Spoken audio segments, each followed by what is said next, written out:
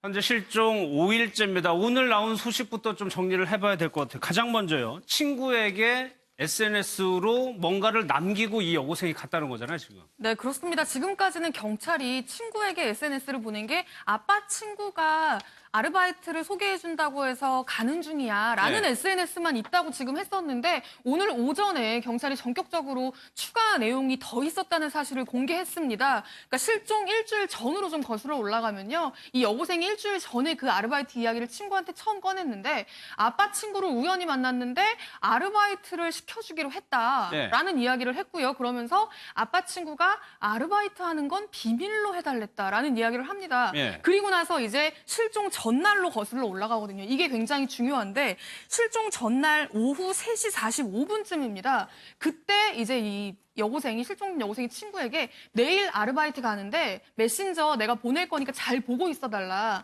나한테 혹시 무슨 일이 있으면 꼭 경찰에 신고를 해달라라는 이야기를 했고요. 그러면서 이 아저씨가 다른 사람에게 알바하는 거 절대 이야기하지 말라고 했으니까 너도 좀 비밀을 지켜달라는 어떤 그런 뜻으로 예. 그런 뉘앙스의 메시지를 친구한테 보냈던 사실이 지금 경찰이 추가로 공개를 오늘 나온 했습니다. 거죠. 그러니까 예. 그러니까 이 여고생은 만나서 그 아르바이트를 하러 가는 와중에도 계속 뭔가 나쁜 일이 생길 수도 있지 않을까라는 걱정을 했다라는 사실이 조금 드러났다고 볼 수 있는 거죠. 그러니까 이 학생은 김성수 선생님 뭔가 직감을 한 거예요. 나에게 위험이 닥칠 수도 있다는 거를 생각을 하고 친구에게 보험을 들어놓은 거거든요, 이게.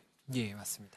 그게 근데 위험을 닥칠 거라고 뭔가 구체적인 의심을 가졌을 수도 있는데 그게 아닐 수도 있습니다. 저 같은 예. 경우에도 만약에 새로운 사람을 만나러 간다고 하면 혹시 모르니까 나 지금 뭐 누구를 어디서 만나기로 했는데 연락이 안 되면은 뭐 어떻게 해줘? 이렇게 좀 농담 삼아서라도 이야기를 하는 경우가 있기 때문에 이게 구체적인 의심을 했다면은 이 여고생분도 안 따라갔을 가능성이 더 높지 않을까 싶고 지금 이 메시지에 대해서도 어떤 의미인지 이런 게 지금 막 공개가 된 상황이지 않습니까? 조금 더 연구를 해보고 또 관련 대화 내역들을 좀 더 확인을 해봐야 예. 구체적으로 어떤 상황인지가 나타날 것으로 보입니다. 저는 이 메시지를 부모님에게 보냈으면 어땠을까 좀 싶은데 여고생 친구에게 이제 보냈다는 거고요. 또 하나 그 아빠 친구라는 사람이 옷가지를 태웠다라는 얘기도 나왔어요. 네, 그렇습니다. 이것도 지금 경찰이 처음 공개한 내용인데요. 저희가 이 여고생과 같이 여고생을 만나서 이 인근 야산으로 해남과 강진 경계에 있는 그 인근 마을의 야산으로 가서 예. 한 2시간가량 머물다가 다시 집으로 돌아와서 돌아온 바로 직후에 한 일이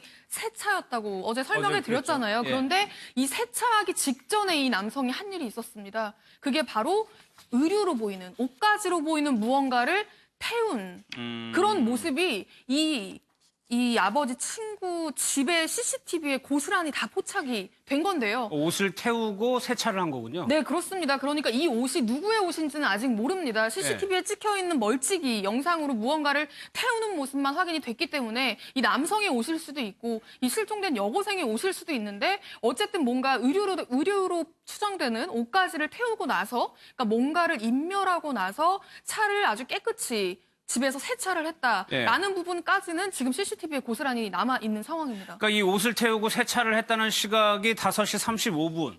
이 학생의 핸드폰 신호가 끊기 4시 30분.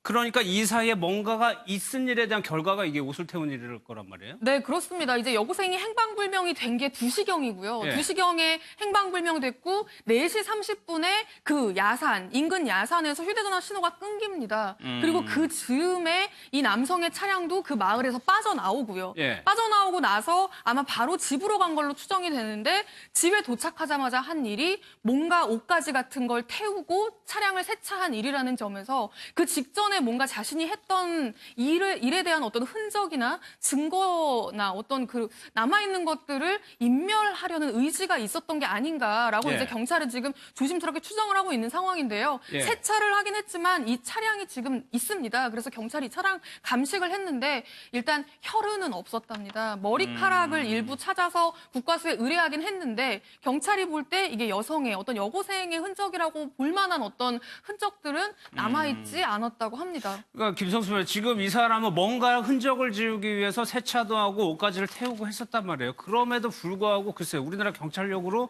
조금 뭔가를 찾아낼 가능성이 없을까요?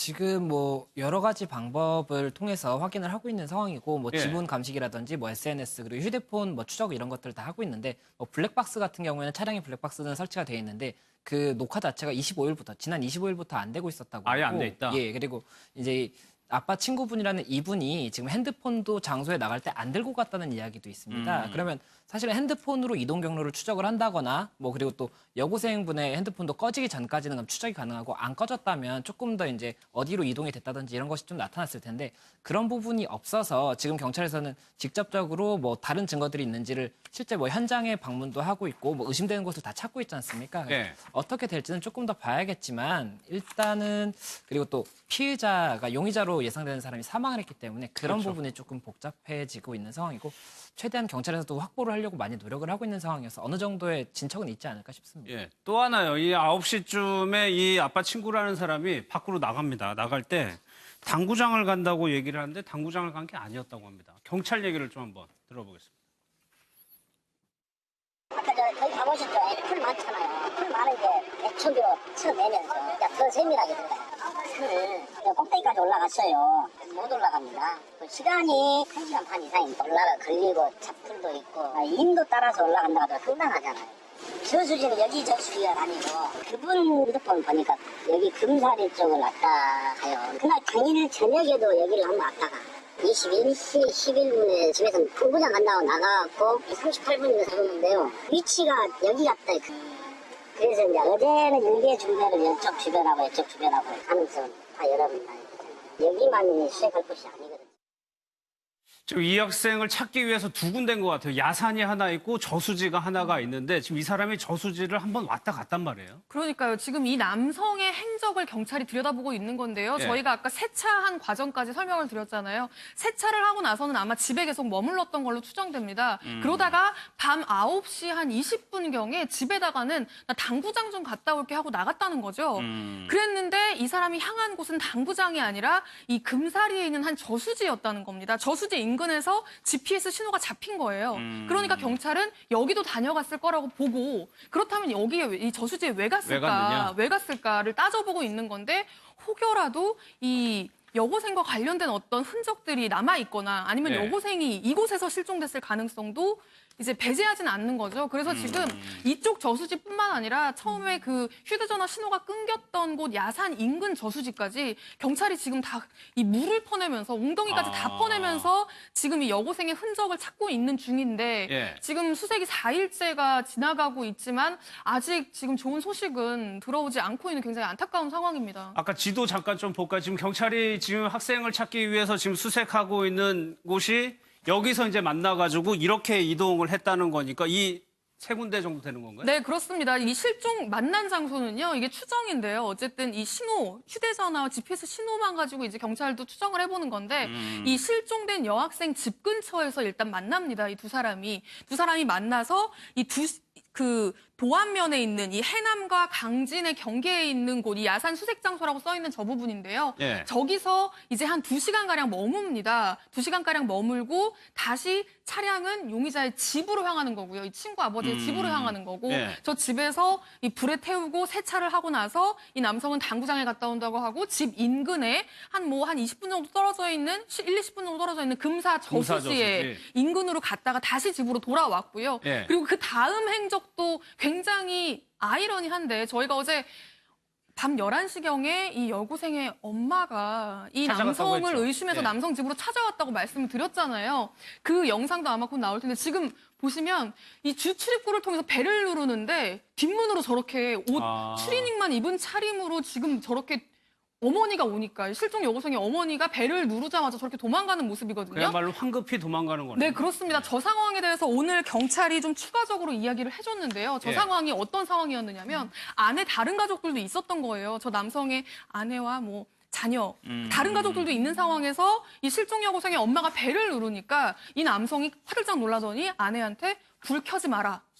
불 켜지 마라라고 이야기를 하고 그러니까는 안에 아무도 없는 것처럼 보이려고 했던 건지 불 켜지 마라라고 한 채로 지금 입고 있던 트레이닝복을 그대로 입고 지금 뒷문으로 도망치는 모습입니다. 예. 저게 저 남성의 마지막 모습이었고요. 그리고 나서 다음 날 새벽에 인근 공사장에서 숨진 채로 발견이 됐습니다.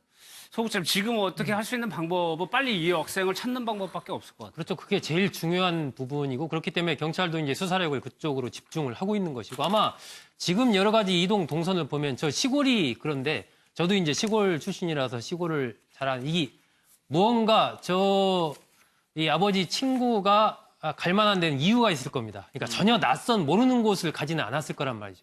평소에 뭔가 자신이 가봤던 곳이라든지 아니면 나름대로 뭔가 좀 저장소가 의미가 있다고 생각하는 그쪽을 갔을 거란 말이죠. 예. 그렇다면 그런 부분을 조금 더 가족들을 통해서 그 관련된 그 이동 경로 속에서 어떤 부분이 있는지 더 살펴볼 필요가 있을 것 같고 그리고 아까 저수지 얘기를 했지 않습니까? 그 부분이 아무래도 이번 부분과 관련해서 중요한 하나의 단서가 될 수도 있을 것 같기 때문에 저수지를 좀 정밀하게 수색을 할 필요가 좀 있지 않을까. 일단 경찰도 지금 잠수부까지 동원할 생각이 있다라고 하거든요.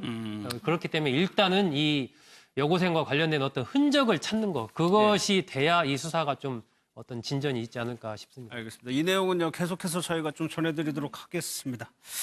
다음은요 군산 유흥주점 화재가요 치밀하게 범행을 준비한 걸로 좀 드러났습니다. CCTV에 담겨 있는데 강세훈 기자가 취재했습니다.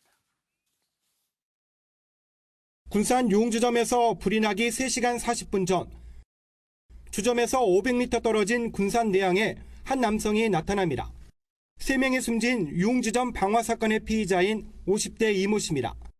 술값이 많이 나왔다는 이유로 주점에 불을 내기로 마음먹고 항구에 정박한 어선에서 기름통을 훔쳤습니다.